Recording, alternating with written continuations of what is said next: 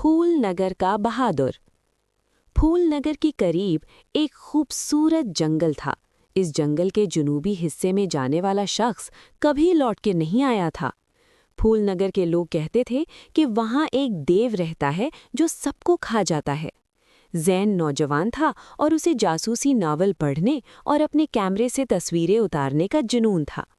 जंगल के जनूबी हिस्से की कहानियां सुन सुनकर उसकी जासूसी रग फड़कने लगी।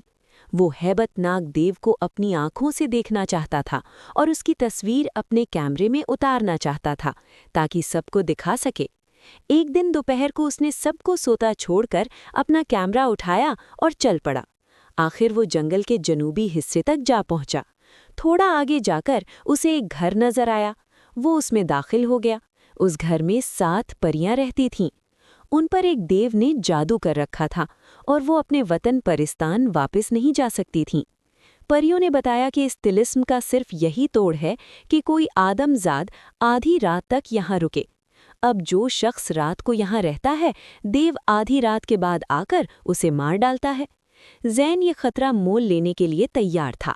उसने उन परियों से कहा कि वो उसे तहखाने में छुपा दें और जो कुछ मांगे उसे वहां तक पहुंचा दिया जाए। चुनांचे परियों ने ऐसा ही किया। आधी रात के बाद देव सुरंग के जरिए तहखाने में जाने के लिए दाखिल हुआ। जैसे ही उसने सुरंग में पहला कदम रखा, वहां कांटे पड़े थे। आखिर जैसे तैसे करके दरवाजे तक पहुंचा तो अचानक उसके सर पर आटे की खुली हुई बोरी आन गिरी। देव आटे में लथड़ गया और दरवाज़ा खोलकर अंधाधुंध भागा। जैसे ही वो मुड़ा, उसके ऊपर जाल आन गिरा और वो बुरी तरह फंस गया। जैन नज़र बचाकर बाहर निकल गया।